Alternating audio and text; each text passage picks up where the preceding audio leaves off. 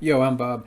Totally blind since birth, into Power Rangers, got the Shout Factory box set, talking about Season 2, Episode 14, or Episode 74 of the show overall. This one's Missing Green. It premiered on October 3rd in 1994. I really like this episode because I feel it serves as a nice little epilogue to the Green No More two-parter from this season, as well as the Green Candle two-parter from way back in Season 1. So Jason is beating himself up as the episode opens. He's trying to participate in a martial arts tournament. He's practicing his moves. Zach's there with him, but he's just not getting into it. I think he even sees a little vision of Tommy as he's practicing his katas. And he is, hence the name of the episode, he's missing Green. He's missing Tommy. And Zach tries to talk to him a little bit.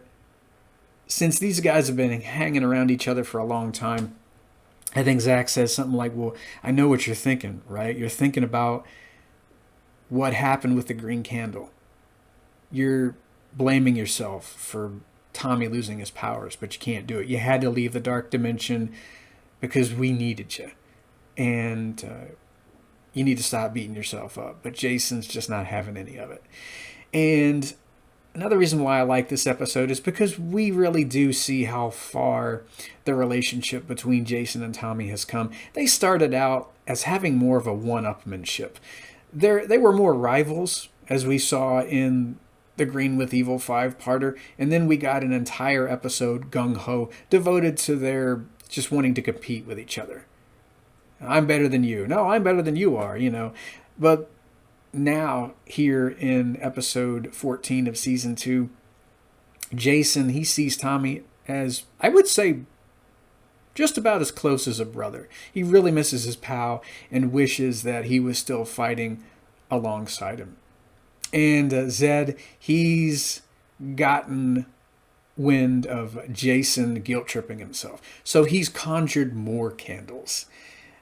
He's conjured a black, pink, blue, and yellow candle. I'm not sure whether or not he has a red candle, but he's going to use the last remnant of the green candle, this little sliver of wax that Rita didn't throw away, I guess. And he's going to light these candles and extinguish the other Ranger's powers. And sadistic as he is, he's going to have Jason watch. He just loves rubbing past losses in these kids' faces. And this is one of my favorite plots by Zed. What a cool callback to the Green Candle two-parter. I feel like I watched this episode on premiere day. I know I watched it before I got the Red Dragon Thunderzord for Christmas that year. I was with my buddies Zach and Dale, and they'd seen Green No More. They'd seen the Green Candle. I hadn't seen these 4 other episodes at the time, so I remember asking them about the Green Candle, asking them where Tommy was. I don't know if my brother had told me about that yet. He might have. But yeah, they had to fill in some puzzle pieces for me during the commercial break. And it was one of my favorites as well. So we got to see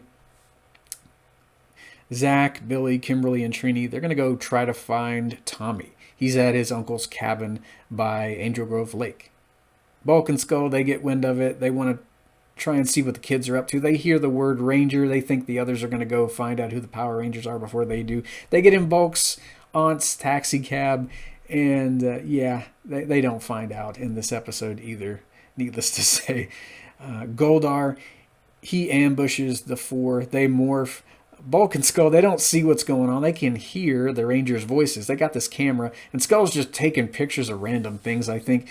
I always laughed at this scene because it reminded me of what I would have undoubtedly done if I had one of those little analog cameras back in the day, just snapping trees or random bits of wall or grass or something. I always liked cameras, though, for some reason. It's one of my favorite scenes. I think they get a shot of a bird's nest with some eggs falling out of it, from what I remember. And, of course, the eggs land on their heads. But, yeah, curse is foiled again. No Ranger reveal for them in this episode either. Goldar, he takes them to Zed's Dimension of Doom. It's not a dark dimension. It's not another world. It's not a Venus Island. Zed's got a 4th location that he's somehow conjured up. Man, this guy's got ample space for Power Ranger toys, man. I wish I had that much space.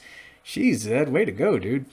So yeah, the other Rangers are captured. Goldar uses that last sliver of green wax, touches it to the other candles, and this lights the other 4 candles. And it's a race against time for Jason.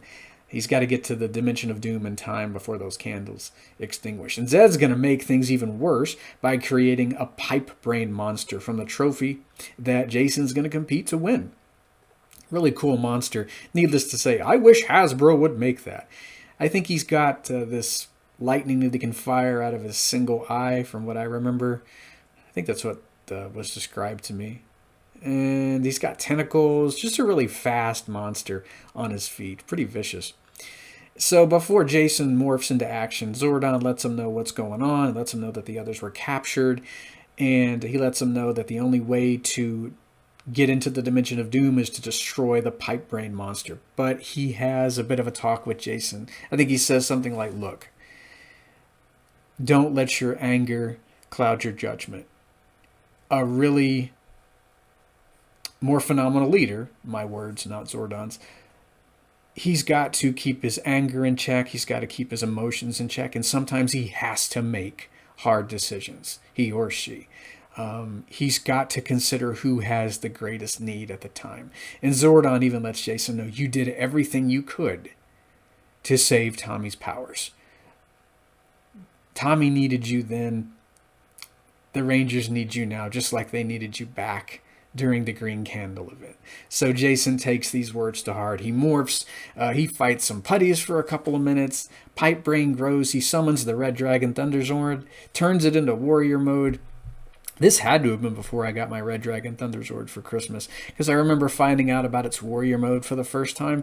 Remember, this is back in the day before audio description, and you just had your sighted pals to describe these scenes to you. So I remember thinking it was really cool that he had a warrior mode. And I don't really remember the fight very well, but it was one of my favorites. I do know that. A lot of staff action, and I think Pipe Brain electrocutes Red Dragon with one of his tentacles. And we get to see the finishing move of Red Dragon Thunderzord. He kind of spins his staff around. Glean that from the context clues.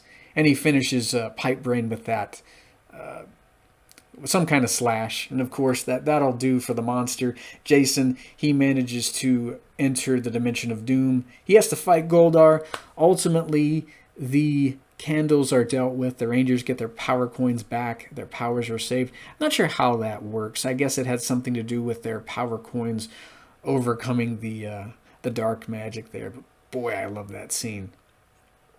They make it back to the command center, and they get to see Tommy by the lake. And I don't know why Zordon is kind of spying on this kid through the viewing globe, but I like that scene. I always have. Tommy's writing a letter, and he's reading it out loud as he goes. He tells Jason, hey, I just need to get my head together. I'm going through a lot, but I wanted you to know that I never blamed you for me losing my powers. You did everything you could. You're a great friend, and we'll see each other again soon. And he says, now go win that martial arts tournament. And that's exactly what Jason does. You know how the episodes go. He competes, he wins, and the episode closes by him saying, this one's for you, Tommy. And boy, what a cool episode this one was. I found out, I think it was seeing it a second or third time around, rerun-wise, Tommy was wearing all white in this episode as he's writing that letter. So it's a little bit of foreshadowing. I feel like it was right around this time, too, that I started hearing rumblings of a White Ranger. You know, the toys had already been released. I feel like it was either Zach or Dale, one of my buddies, that mentioned seeing that. I don't know. But yeah, really cool episode. And 2 more single episodes to go before the big White Light 2-parter. So next time we're going to be talking about orchestral maneuvers in the park, another devious scheme by Lord Zed. So be here for that very musical episode.